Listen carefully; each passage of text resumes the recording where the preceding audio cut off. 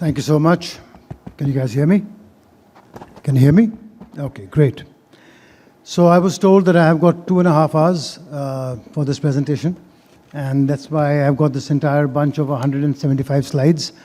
So all those who are very keen to leave, you can leave now. Otherwise, you're here till the awards. But actually, I've pruned it down just to 20 slides. It's not here. I'm not here for a pitch for the agency that I run. Having been in the business now for 41 years, I've been very blessed that I began with Lintas. My first job at 9 years I was there. Then I was with J. Walter Thompson. Then I was CEO of TBWA Anthem, and then I was CEO of Percept, after which I set up my own company 22 years ago. So I don't know how those 41 years have gone, possibly because I began working when I was 5 years old, right? So I will just quickly run through a few slides. These are not specifically linked to a particular brand or to a particular strategy or to a particular event, but I've actually borrowed from people who we have heard of from totally different walks of life.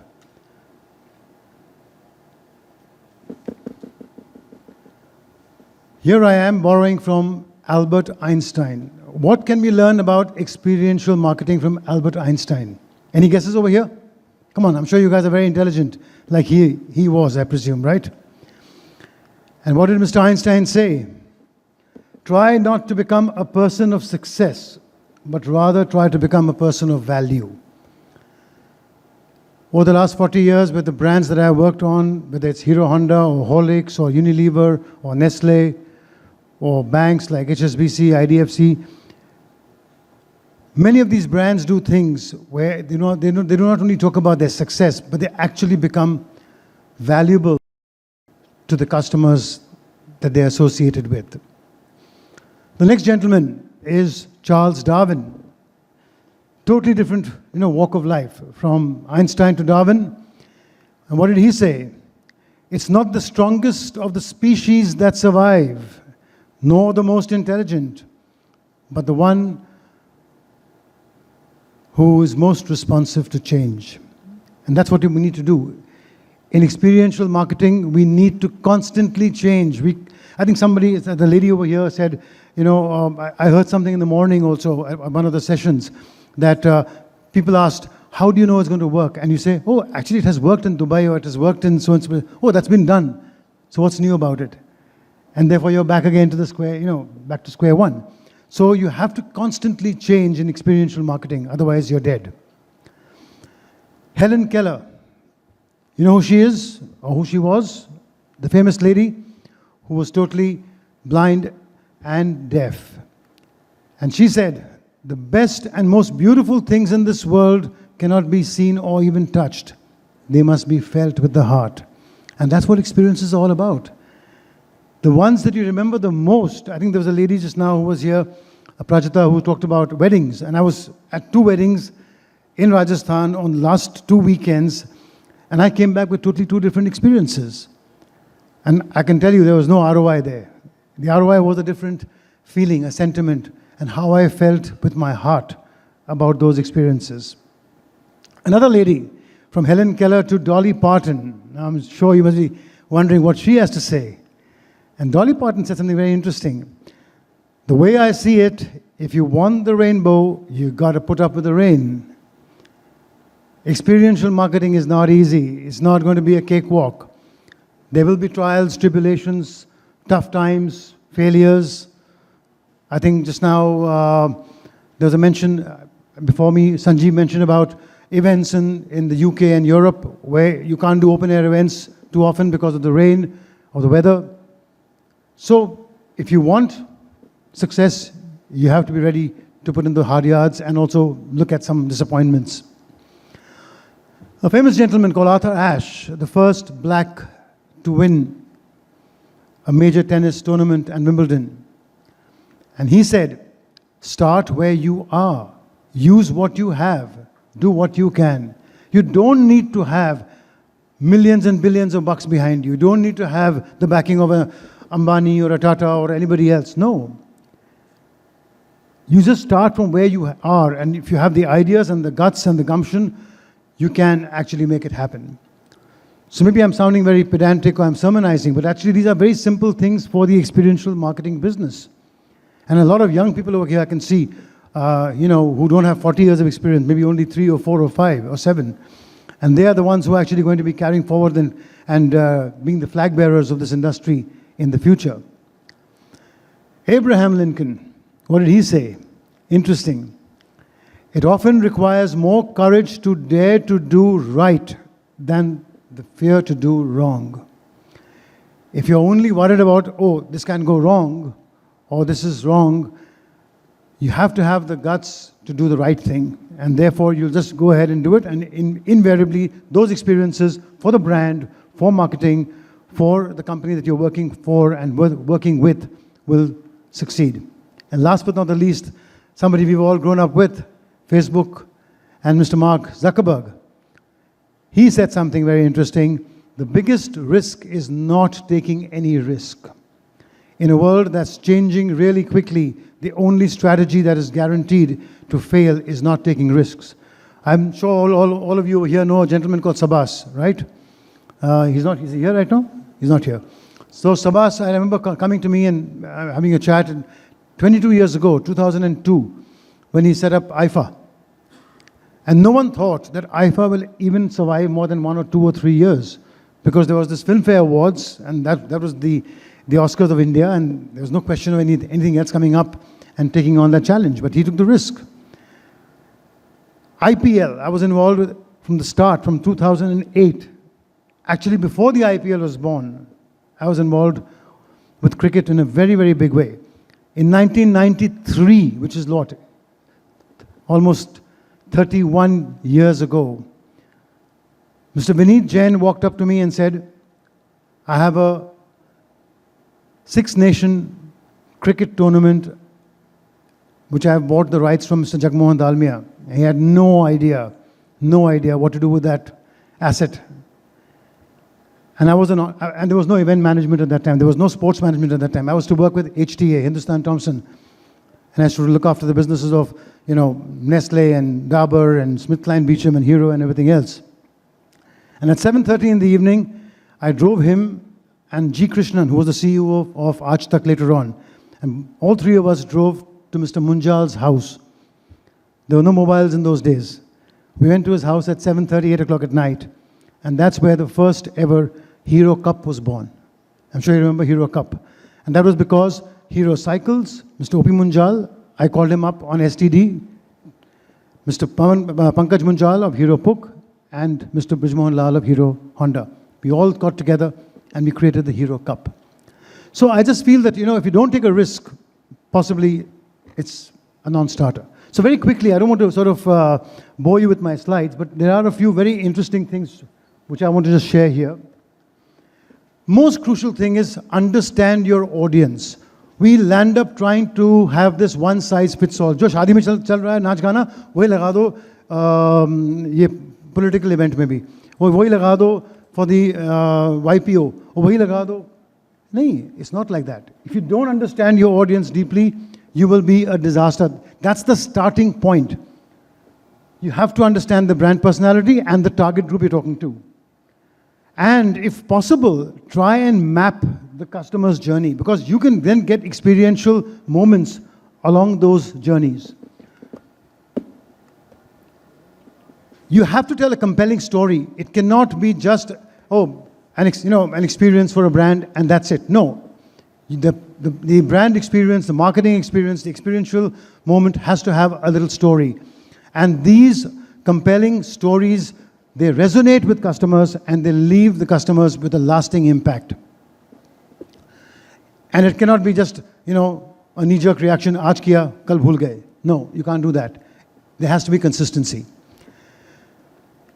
Emotional connection, empathy, moments of delight are what people want. It is something where you have to surprise and delight customers. It is not about, putting one more standee or putting one more LED. Here's my experiential marketing opportunity. No. And it has to be authentic, because very quickly a customer will see through the falsehood. Interactive has become the go-to word these days. It's not about only having passive communication. Today, people are wanting more and more and more of interactivity and engagement.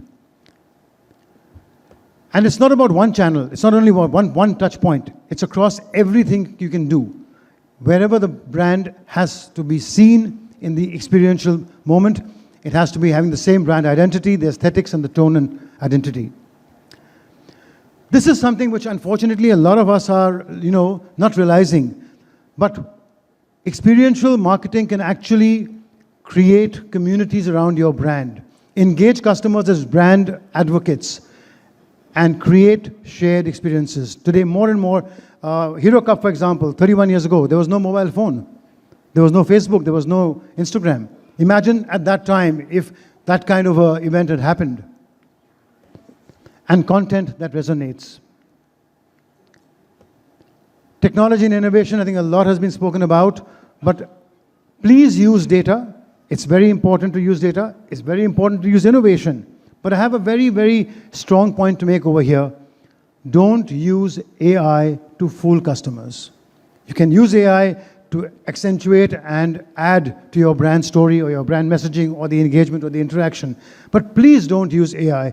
I think just now somebody mentioned about giving a brief to the staff, to your team members, and 20 of them came back with the same answers, right? And the same topics. Because that's become the easy way out. But in this case, please don't use AI to fool customers. This is something which I learned very early in life from my boss, Alec Padamsi. It's called the aha effect. Surprise and delight has to be there. It cannot be another moment where you walk past something, you just see something, or you touch a screen, or you experience a music concert. No, it's not about that. It's about when you, I think this morning somebody was talking about, I was watching it on the live telecast, that she walked into a Lab Diamond store, and she picked up some chocolates from there. And when she came back to buy her actual product, the person over there gave her, I said, didn't you like the chocolates? Here are some more for you. Now, it could be that little moment of experiential marketing. These are important. It's something which has, experiential marketing is not only about those big, huge song and dance events. Of course, they are a very important thing. Big sporting events, yes. But also, I was talking to people from the airline industry, and I'm working very closely with Air India on various, opportunities. Vistara did something very interesting for the first time when Air India was still a government airline, and Indigo hadn't done much of it at that time, was empowerment. I put over there the Vistara website, where you could actually go and change your flights, and you can, cancel or do whatever it is. You feel very empowered. You feel very good. And that experience is actually a marketing tool for a brand to leverage. Today, people are getting very, very conscious about sustainability. I think you mentioned about the event industry. And I was at this wedding last weekend, and I actually asked the same question to this event manager, कि ये सब flex को क्या करोगे? There were, thousands of square feet of flex printed all over the place, and just after that they were just thrown away. What do you do with that? They normally get used in jhuggi-jhoparis as shelters, right? So today, a purpose is what people are looking forward to. Experiential marketing is about telling you that this is cotton I have sourced from a particular place. This is water I have got from a particular place. This is, I am looking after a certain, pollution or green energy or underprivileged or women empowerment. I think Usha did something where they've used sewing machines, which is their own brand, and they've actually empowered women and given them a livelihood. Strangely enough, on one hand is Usha, on the other hand is Vistara. Vistara, they already got their uniforms and all tailored by women. I think we all are very scared of feedback. We feel very scared when we get an email. All of us here in the experiential marketing business need to understand that there's something called feedback. Very quickly, I'll just take you through a couple of personal experiences, because nothing in this world is better than actually having a story to tell. Here I am in 2015 at the Mobile World Congress in Barcelona, and I walked into the MasterCard kiosk. Now, here is an experiential marketing opportunity where they were the sponsors of the Champions League. They had the trophy over there. They said, take a picture, and this is 2015, 10 years ago. Upload it on your Facebook, and we will give you. And if you know MasterCard's advertising line, some things are priceless, right? So the moment I did that, they asked me to press a button, and out came a surprise gift, which was a pair of headphones, a very expensive pair of headphones, which I took back with me. But more importantly, they were talking about the Internet of Things. They're a MasterCard, basically a provider of, transactions. But they went one step ahead and got engagement and experiential marketing over there. Just a quick one over here. Volvo was one of the last big brands to come into India. There was BMW, Mercedes, Audi were, completely entrenched over here. We had a big challenge on our hands. I don't know how many of you here remember 10 years ago, 2014, we actually created the Volvo Lounge right next to the American Express Lounge at the T3. And the funny part was, and the interesting thing was, we sent the invitation card, the membership card, through database management at that time to people who owned Mercedes, BMWs, and Audis.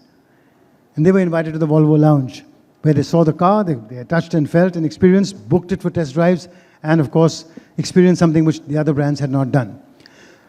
I'll just take you through a few quick examples. Here is Lipton, which actually put up a kiosk on a hot summer day. You go and touch it, and you have a spray of water which cools you down. You have Macy's, which actually allows you to walk in, try out clothes through technology. You have Sprite, which had a waterfall, trying to talk about various ways of cooling yourself. HSBC is something we're working very closely with on this entire gold experience. From the time you buy the ticket to the time you experience the movie hall is a complete gold experience. I was recently at the Air India lounge in Bangalore. I could not believe my eyes. I've never seen a more opulent lounge in this whole country. These are moments where you're going to, and this is not a lounge where it's there for half a month or 2 months or 3 months. Now it's there forever, and therefore you want that. And of course, Volany, which was helping people, runners, who after a long marathon were given an actual massage with the Volany. In the Mahakumbh, there was chapatis with a message which said, wash your hands. So finally, I think I'll end with this last line. Marketing is no longer about the stuff you make, but about the stories you tell. It doesn't stop over there. Marketing is no longer about the stuff you make, but about the stories you tell and the experiences you provide. Thank you.